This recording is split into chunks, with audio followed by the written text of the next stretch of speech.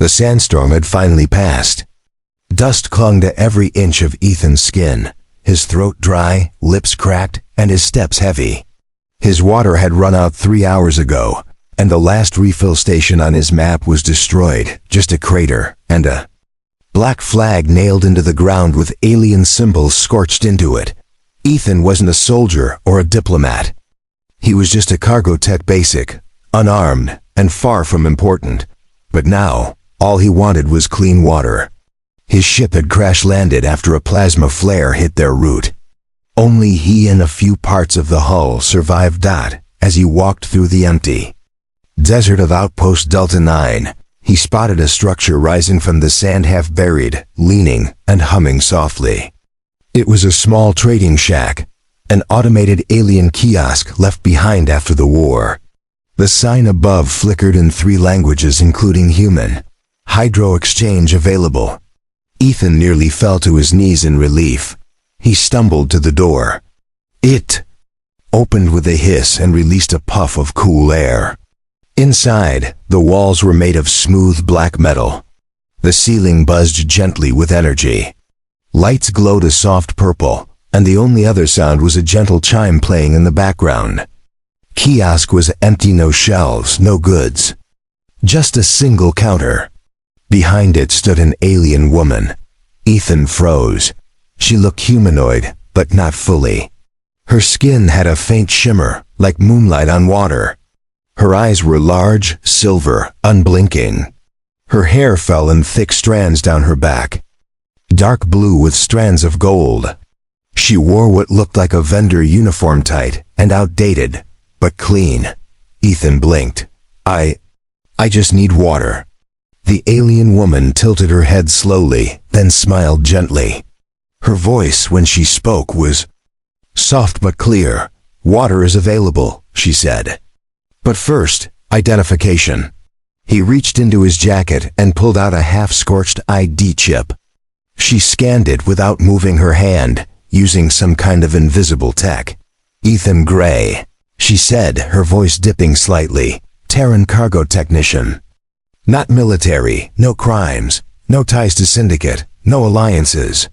He nodded. That's me, just trying to survive. She stepped back slightly and nodded. A section of the wall opened, revealing a glowing cylinder of clean, cold water. Ethan moved forward eagerly, but as he reached out, she suddenly placed a hand over his. His hand jerked back as her skin touched his. It wasn't cold, it wasn't warm. It felt charged, like holding onto static electricity. I must ask you something, she said, her silver eyes suddenly intense.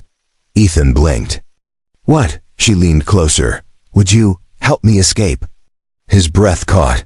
What? The smile faded. She looked over her shoulder quickly, as if expecting someone or something to arrive. Then she whispered faster. This kiosk is a trap, a monitoring post. They use me to catch survivors.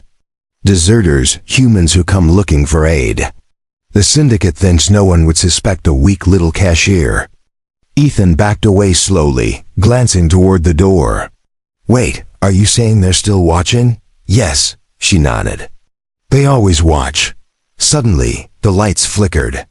A voice buzzed from the ceiling in a language Ethan didn't understand. The alien girl went stiff, then spoke back in the same tongue, calm, formal, practiced. After a moment, the buzzing stopped. The lights returned to normal. She sighed, visibly shaken. They think you're harmless, she said quietly. They gave me permission to serve you water. They'll let you walk away. But next time, they'll be ready. Others weren't so lucky. Ethan's mind raced. Why are you warning me? She didn't answer right away. Then she whispered, because I'm not one of them. I was taken. I was trained to follow. But I'm still me. He looked at her closely. For a moment, he saw fear behind her eyes. And something else, hope. She stepped back behind the counter, calmer now, and placed the water on the surface. Take this. Leave through the back door. Go north, there's a cave. I marked it with human numbers. I'll find you when I can. Ethan stared at the water. His hands trembled. "I don't even know your name," he said. She paused. "They gave me a number, but the humans used to call me Mira." Ethan nodded once, picked up the water, and walked toward the back dot as the door opened. Cool desert air hit his face again, but now it felt different. The silence was heavier. The wind no longer just carried sand but secrets. War had ended months ago. At least that's what they told the world. But if Myra was right, then the war never really ended. It just went underground, hidden behind polite voices, traps disguised as kindness. Ethan looked back once before stepping into the shadows. The alien cashier stood still, her eyes locked on his, silently pleading. And that was when Ethan realized he hadn't just stumbled into a trap. He had stepped into something far bigger. And someone was still pulling the strings. Ethan moved quickly through the night, following Mira's directions. The desert air had cooled, but every gust of wind made him feel watched. His boots sank into soft sand, and the stars above were strange foreign constellations blinking over a forgotten world. He gripped the water container tightly. It was heavier than he expected, glowing faintly from inside. He wondered if it was more than just water, if maybe Mira had hidden something in it, a message, a tool, or a warning. He tried not to think about how calm she had looked when she told him to run, or how her hand had lingered over his. She didn't seem like a trap, not anymore. But that didn't mean she wasn't still being watched. After nearly 30 minutes of walking, he found it. A rocky hill stood in the distance, half eaten by erosion. At its base, there were strange symbols etched into the stone. But between them, carved deeply by something sharp, were 3 human numbers. 317. He stepped closer. The rock wasn't just a marker, it was the entrance. A narrow crack opened into darkness. Ethan slipped inside, pressing his back to the wall. It took a moment for his eyes to adjust. The cave wasn't deep, but it was hidden well. Cold, dry, and silent. He crawled until he reached a wider chamber, barely large enough to sit. And there, on the floor, was another surprise.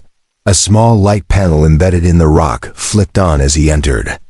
A holographic map floated above it, showing routes, waypoints, abandoned syndicate stations, and surveillance towers. One of them was marked in red. The kiosk. He touched the red icon. A soft female voice began speaking from the panel. It wasn't Mira's voice, it was synthetic but urgent. "If you're hearing this, you made it.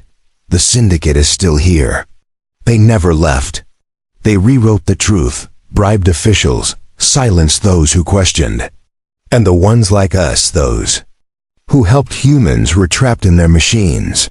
I was one of them." Ethan frowned.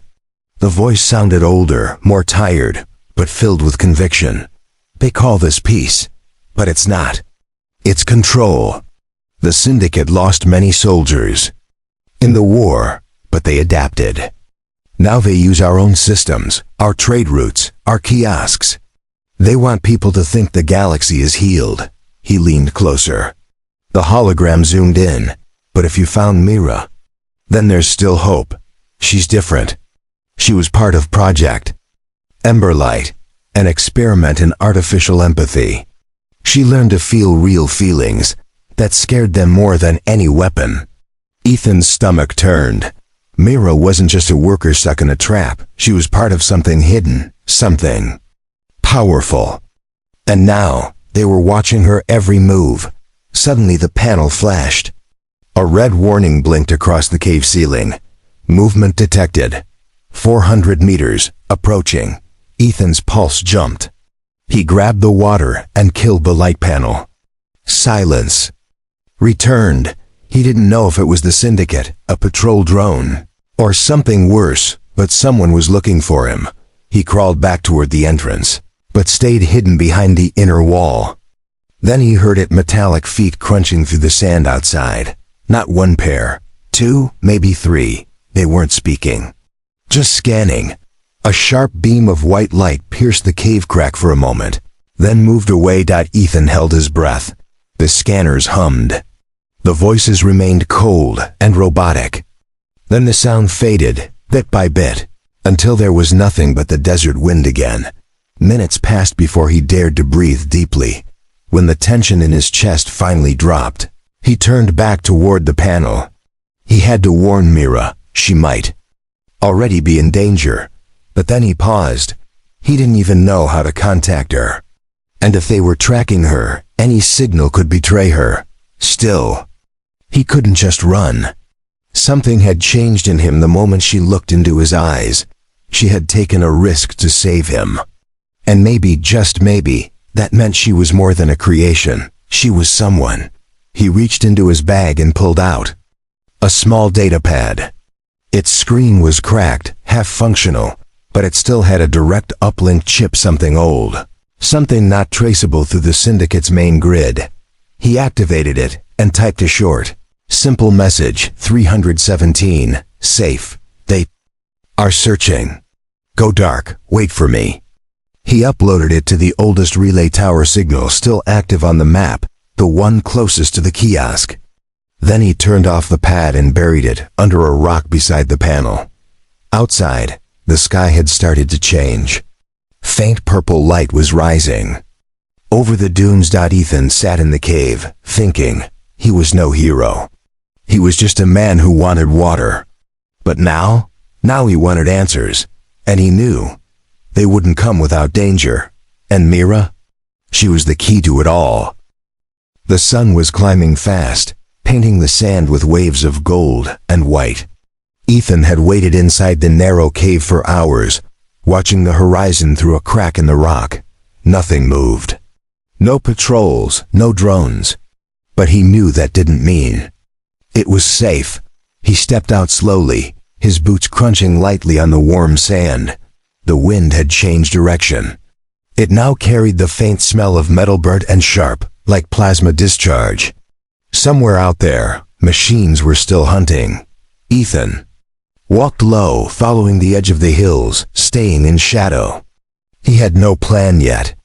Just one goal: get back to Mira without leading the syndicate to her. He didn't trust the roads. He didn't trust signals. But there was one place left untouched on the map: the ruins of an old Terran outpost, half buried in the rocks. If he could hide there, Mira might find him. After hours of careful travel, he reached it. The outpost was shattered, torn apart during the war, and never repaired. Half the walls had collapsed. Turrets lay rusted, vines growing through their barrels. But under the rubble, a metal hatch remained intact. Ethan used a crowbar to pry it open, climbed down the ladder, and sealed it behind him. Inside was dark, musty, but dry.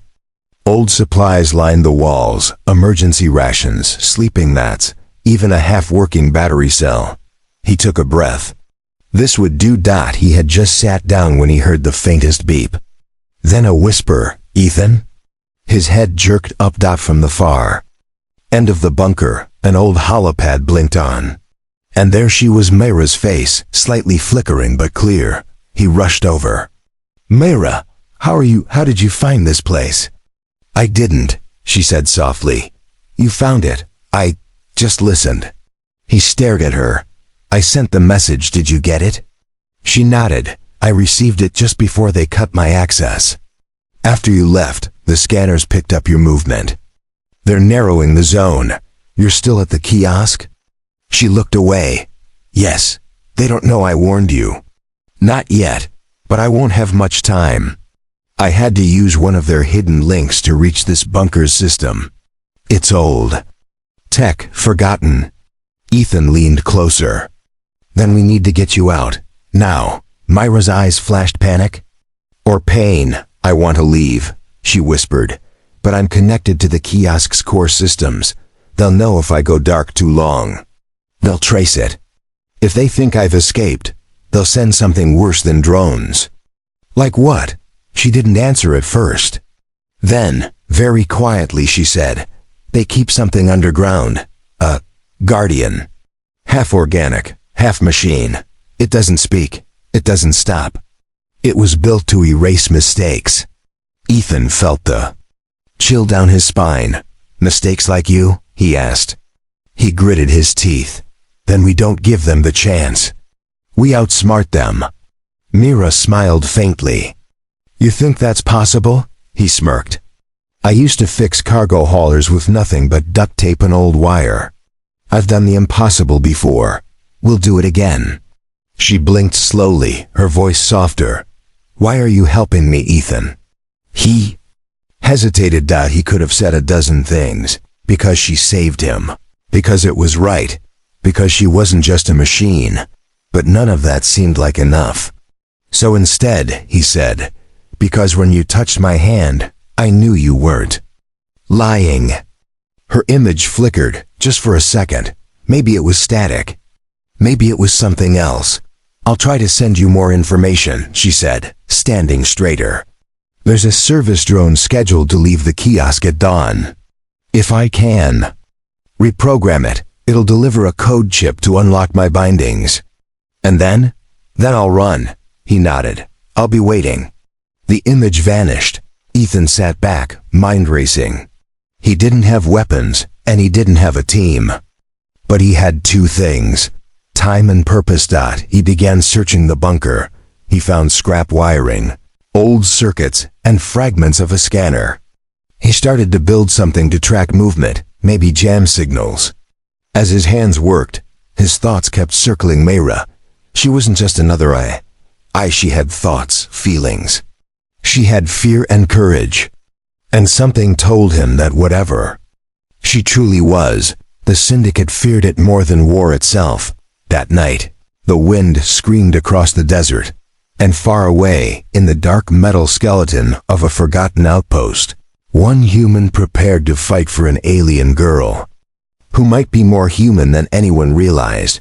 The desert night felt heavier than before, as if it knew something dangerous was about to wake. In the broken bunker, Ethan had barely slept. He kept his eyes on the blinking radar he had built from scrap. Every few minutes, it pulsed green. No movement yet. Then, just before dawn, a red dot appeared. Ethan tensed, watching it move slowly across the map coming from the direction of the kiosk. It wasn't fast like a patrol drone. It was slower, smaller. A delivery unit. He climbed to the surface and watched from the shadows behind a rock. The service drone appeared moments later, floating low to the ground. It was rusty and shaped like a small box with legs, and a humming anti-grav engine. Ethan stepped out and waved. The drone stopped, scanned him, then opened its compartment. Inside was a single metal disk, a code chip. He grabbed it, heart racing, but then paused. There was something else hidden under the chip. A strip of blue cloth, torn, familiar. It was part of Mira's uniform. He closed the compartment and gave the drone a soft pat. Good job, little guy, he whispered. Go home before they notice. You helped a human.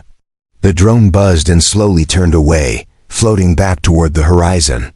Ethan returned to the bunker and examined the chip. It wasn't just data. It was encoded with a signature. A lockbreaker. If Myra was bound to the kiosk by tech, this chip might unlock it. But it came with risk. If Myra had sent this, it meant she had access to the drone's delivery system, which she wasn't supposed to. That meant the syndicate might already be suspicious. Ethan had no choice. He sent a message back through the hidden relay. Chip received. Ready when you are. Signal me when you move. He set the transmitter down and stared at the hatch door, unsure of what to do next. He didn't have the firepower to fight. But maybe he didn't need to fight. Maybe he just needed to make the syndicate look in the wrong place. He got an idea. He took an old signal emitter from the corner of the bunker and rigged it to his datapad. He tied it to a rock and climbed to the ridge, planting it far from the cave, then set a timed loop to broadcast his ID. If they came hunting again, they'd follow the signal. Not him. He returned to the bunker and waited. Hours passed, then came the sound, not a message, Not a voice. It was metal screaming. Something scraping against stone and steel. Ethan ran to the hatch and looked outside, but the sound wasn't near him. It came from the east. Then the radar blinked. Something massive had entered the scanning field. It wasn't flying. It was walking. Step by heavy step. It didn't match a patrol drone.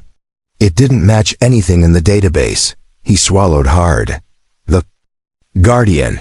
The one Mira had warned him about. It was real. His hand tightened on the code chip. If it was coming now, that meant Myra had moved. He bolted down the hatch and opened his transmitter. "Where are you?" he whispered. "Myra, where are you?" Nothing. No reply. Then, as if the air itself had answered him, the bunker's radar flashed red. Another signal had lit up, moving quickly west of the kiosk. Mira. She had escaped. Ethan stared at the red dot, moving fast across the sand. The Guardian's path shifted. It turned to follow. "No," Ethan muttered. No, he pulled his pack together, stuffing the chip and the radar. He didn't care if it was suicide. He had to find her before it did. He ran into the open desert. Each step pounded into the ground like a drumbeat. Sand kicked up around his boots. The rising sun burned across the sky, but he didn't stop. He followed the radar. He followed the fear. Mira was now more than a voice on a screen. She was someone who had risked everything to warn him. And now, she was running alone. If the syndicate caught her, if that thing caught her, he didn't want to think about what would happen. Then he saw it. Far ahead, cutting across the sand like a shadow, was a figure, small, fast, barefoot. It was her. Mira. He screamed. She looked back, but she didn't stop running. Then behind her, the sand exploded. A shape rose from beneath, huge, mechanical, alive, covered in armor that shimmered like liquid steel. Its eyes glowed red. Its limbs were thin and jagged. It had no mouth, no voice, only death. It charged after her. Ethan's blood turned cold, but he didn't slow down. He reached into his bag and pulled out the code chip.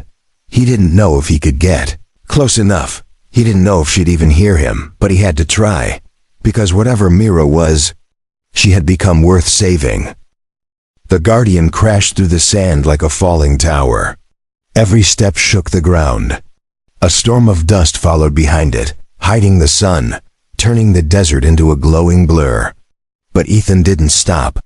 His legs burned, his throat was dry, and he could barely see, yet all he saw was her. Mira was running, her movements sharp but uneven. She stumbled once, her knee hitting the ground, but she got up and kept going. Her bare feet left strange prints, half human, half alien. She was fast, but the Guardian was faster. Ethan pulled out the code chip and screamed, "Mira, I have it. I have the chip." She turned her head for just a second. Her silver eyes locked onto his. He saw it relief, but also fear. "No!" She yelled, "Stay back." The Guardian changed direction instantly. It now aimed for Ethan. He didn't hesitate. He ran toward it. The wind tore at him. The machine raised a long blade-like arm, glowing with plasma heat. One strike would be enough to end him, but Ethan didn't run from it. He dived low, fast, and slid through the sand beneath its arm. The blade missed him by inches. Sparks flew above him as the heat cut through a rock instead. He rolled, came up coughing, and ran straight for Mira. She had stopped. Her arms were raised like she was trying to call him off, but her legs had given out. She was shaking. Ethan reached her and dropped beside her. "Hold still. What are you doing?" She gasped. He didn't answer. He pulled up her left arm and found the panel just under her skin, near the wrist. It pulsed red. "I'm ending this," he said. He slammed the chip into the panel slot. For a second, nothing happened. Then the panel turned blue. Mira screamed. Her body arched, her back bent like something inside was tearing loose. Ethan held her hand tightly. "It's okay, it's unlocking. Just stay with me." From behind, The Guardian let out a blast of noise, metal against metal. Like a furious scream. It knew. The ground trembled. The air buzzed. Then Myra's panel turned green. A tone echoed from inside her. Her body stopped shaking. Her chest rose slowly as she took a breath. I'm free, she whispered. But they weren't safe yet. The Guardian charged. Myra stood, wobbling, then grabbed Ethan by the wrist. Her eyes were glowing. Not just silver now, there were sparks of blue inside them, like fire. We run, she said. They turned and sprinted. The Guardian followed, faster, closer. Ahead, a ridge of black stone jutted out of the desert, an old mining scar. Sharp and jagged, it formed a narrow pass just wide enough for a person. This way, Myra pointed. It can't follow through.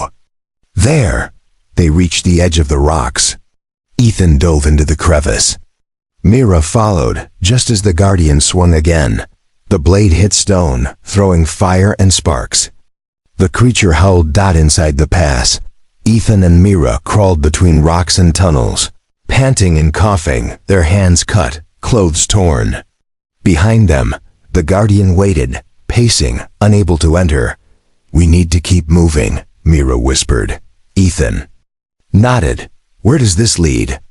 I don't know, she said honestly. But it's a way out, and for now that's enough. They moved deeper into the pass, light fading above them. They found a hollow under the rocks where they could rest. Myra collapsed, her face pale. Ethan sat beside her. He looked at her.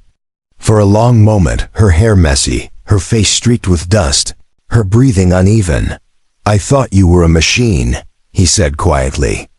But when I saw you run, when I heard you scream. She looked at him, eyes still glowing softly. They made me like them. Programmed to serve, to obey. But something inside me refused. The humans I saw during the war, they had something else, choice. And I wanted that. Ethan reached out, gently brushed dust from her cheek. You have it now, he said. She smiled weakly. And I choose. Not to die today, he chuckled. Good, me neither. They sat in silence, the stone cool around them. For the first time since the war, the silence didn't feel empty. It felt alive. After a moment, Myra said, They'll come for me. I broke their leash. They won't allow it. Ethan looked at her. Then we make sure they regret ever trying to leash you in the first place. Myra smiled wider, now stronger. Her eyes were fierce again. And somewhere out in the open desert, the Guardian waited. But this time, it wouldn't be hunting prey. It would be facing something new. Two beings. One human. One more than machine. And together, they were about to fight back. Asterisk, the night had returned, colder than before. The stone walls of the pass trapped the wind, howling through cracks like whispers from ghosts. Ethan and Myra sat close, together beneath a jagged overhang. The fire they lit was small, flickering, barely enough to warm their hands. Neither of them spoke for a while. Ethan stared into the flame. His mind was heavy with thoughts. He wasn't a fighter. He had no armor, no army, no plan. But still, he felt something inside him shift, like a wire had been pulled tight. And now it was ready to snap into action. Beside him, Myra's eyes were closed. She looked calm, but her fingers trembled slightly. Her programming, whatever was left of it, was likely struggling with what she had done, what she had chosen. Do you think it's still out there? Ethan asked. She opened her eyes slowly. Yes, it doesn't give up. What is it really? You called it a guardian, but what kind of machine chases people like prey? Myra turned toward him. It's called an oathkeeper. Built to protect secrets. It doesn't think. It doesn't judge. It only follows orders, and the only order it knows is to eliminate any risk to syndicate control. Ethan frowned. And now you're a risk. She nodded. I thought they deactivated all war tech after the peace treaty, he said. They didn't, she replied. They buried it, just like they buried the truth. Ethan looked out through the narrow opening of the stone pass. In the distance, a faint red light blinked steady, slow, like a heartbeat. The Oathkeeper, still waiting, still watching. He took a deep breath. We can't just hide here forever. Mira tilted her head. Then what do? We fight, Ethan said, surprising himself. Not like soldiers, but smart. We don't have power, but maybe we can use the land. She looked intrigued. What do you have in mind? He stood and pointed to the cliff above them. These rocks, they're unstable. That guardian is heavy. If we draw it into the pass, we can trap it. Myra's eyes lit up. Collapse the ridge. Ethan nodded. Exactly. They worked fast. Mira, now fully in control of her body, climbed like a shadow. She scanned the cracks, found pressure points in the stone. Ethan hauled up old wires and used his last battery cells to rig a makeshift detonation device. For hours, they worked in silence. Just before dawn, it was ready. Ethan stood on the edge of the pass, looking out across the sand. The blinking red light was still there, unmoving. Time to invite our guest, he muttered. He raised his arm and lit a flare. The syndicate machines would have tracked him if he used a signal. But light, that was old school. Raw and direct. Moment the flare burst, the red light vanished. Then thunder. The Oathkeeper moved. They could hear it now. Its steps like falling pillars. Its roar like steel screaming through stone. Get into position. Mira shouted, already sprinting to her mark. Ethan ran to his own perch above the pass, holding the detonator tight in one hand. The Guardian came into view, rising over the rocks like a monster out of nightmare. Its limbs unfolded like blades, glowing hot with energy. Its eyes locked onto the flare, and then onto Ethan. It didn't slow. It charged straight into the pass. Ethan waited. The Oathkeeper entered the narrow space between the rocks, just wide enough for its bulk. It was nearly below him now. 10 meters. 5. Now. Ethan pressed the trigger. A low whine, then a boom. Stone cracked, buckled, and exploded. The cliffside groaned as the entire upper wall came crashing down. The Oathkeeper raised its arms to block, but it was too late. Boulders the size of hoverbikes fell like meteors. One hit its leg, snapping it backward. Another slammed its back. The red glow from its body flickered violently, and then silence. Smoke rose from the broken pass. Dust filled the air. Ethan coughed, crawling out from behind a ledge. Did it work? Mira ran to him. Her face was tense, eyes locked on the rubble. It's down, but I don't know for how long. As if to answer her, a low metallic growl echoed from beneath the stones. The rubble shifted. Ethan's heart sank. It's still alive, Mira turned to him. Then we run. This time not away but toward the truth. What truth? She stepped closer, her voice low and serious. There's a hidden terminal. One that controls the remaining syndicate. Systems on this planet. If we reach it before they do, we can show the galaxy what they've done. And the Guardian? Ethan asked. She looked at the shifting stones. It will follow. But now, we make it chase us on our terms. Ethan gave a tired smile. Let's finish what they started. Together, they turned from the ruined pass and ran into the rising sun. Two fugitives armed with courage, truth, and a plan the enemy never saw coming. The sun climbed higher as Ethan and Mira crossed the burning sands. The pass behind them was silent now, filled with broken stone and smoke. The Oathkeeper hadn't followed yet, but Myra knew it wasn't finished. It will come again, she said softly, her eyes scanning the horizon. But not right away. We damaged something important. Its repair systems need time. Ethan nodded. Good, we'll use that time. They marched across the wastelands toward a place Mira hadn't seen since before the war began, a hidden bunker deep beneath a forgotten ridge. It had no signal, no map, but she remembered every step. It was where the Syndicate once stored their forbidden research. And it was where the truth lived. After hours of travel, the ridge came into view. It looked like any other dune, cracked, dry, dead. But as Mira placed her hand against a stone outcrop, the rock shimmered. A hidden panel opened, revealing a staircase descending into darkness. Ethan followed her down, gripping a small pulse torch for light. The hallway was long, filled with dust and the smell of old machines. At the end stood a locked blast door covered in alien glyphs. Mira touched her wrist where the green light still pulsed, and the door hissed open. Inside was a cold room lined with glowing crystals, cables, and an ancient console in the center. "This is it," Mira said. "The Syndicate used this place to control and rewrite war records, to erase anyone who questioned them." Ethan stepped forward slowly.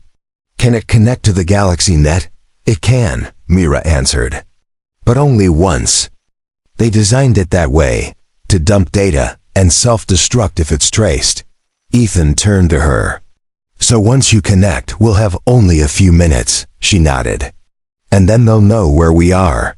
He handed her the code chip. "Then we better make it count." Mira approached the console and inserted the chip. The room dimmed, then lit with waves of blue light. Screens flickered to life, images, recordings, files. Ethan stepped closer and gasped. There were human prisoners. Civilians, survivors, all taken by Syndicate machines after the war had supposedly ended. There were logs of secret experiments, weapons tests, eye manipulation, and projects like Emberlight, the very one Mira had come from. "This is everything," Ethan whispered. "They've been lying to the galaxy for years." Mira's hands moved fast over the controls, sending everything through encrypted channels, firing the truth into the heart of every independent colony and outpost. "We just lit the match," she said. "Now let's hope it burns the right walls." But then the console beeped. "Warning, incoming signal. Unknown energy signature." Mira looked at Ethan. "It's here." They turned toward the entrance. Footsteps echoed through the stairwell, heavy, metallic. The Oathkeeper had arrived. Ethan pulled a broken metal pipe from the floor, gripping it like a weapon. "There's no way out, is there?" Mira stepped in front of him. "Only one, and you're not taking it." "What?" She turned. "You have to run, back through the tunnel. I'll hold it." "No," Ethan shouted. "We do this together." She touched his face gently. "You gave me freedom. You gave me choice. Now let me use it." He saw something new in her eyes, not fear, but peace. "I'm not leaving you," he whispered. But she smiled. "You won't have to. Just trust me." The wall behind the console hummed, and a hidden panel slid open, revealing an escape. "Shoot." Ethan hesitated. The Guardian's steps were closer now. Mira pushed him toward the chute. "Go. I'll send a surge through the system, something that might shut it down for good. If it works, I'll follow." Ethan didn't want to leave, but in the end, he did. He slid down the chute, the metal walls rushing past him. Above, Mira turned back to the console. She placed both hands on the surface. Her skin glowed with energy, faint sparks dancing between her fingers. As the Oathkeeper stepped into the chamber, Mira looked it in the eyes. "I'm not yours anymore." She triggered the surge. Blue lightning exploded through the room. The screen shattered. The Oathkeeper lunged. And everything turned white. Days later, Ethan stood under the same desert sky. This time not alone. Syndicate towers had gone dark. Rebel colonies had risen. Across the network, the truth Mira had shared spread like wildfire. Ethan waited outside the ruins, day after day. Then one morning, just as the wind began to change, a figure appeared in the distance, limping, slow but standing. It was her, burned, wounded, but alive. Mira. He ran to her and caught her as she collapsed into his arms. "You made it," he whispered. She looked up at him, smiling weakly. "I chose to live." And in that moment, under a sky finally free of lies, a human and an alien girl changed the galaxy, not with guns, not with war, but with truth, sacrifice, and a bond no machine could ever understand.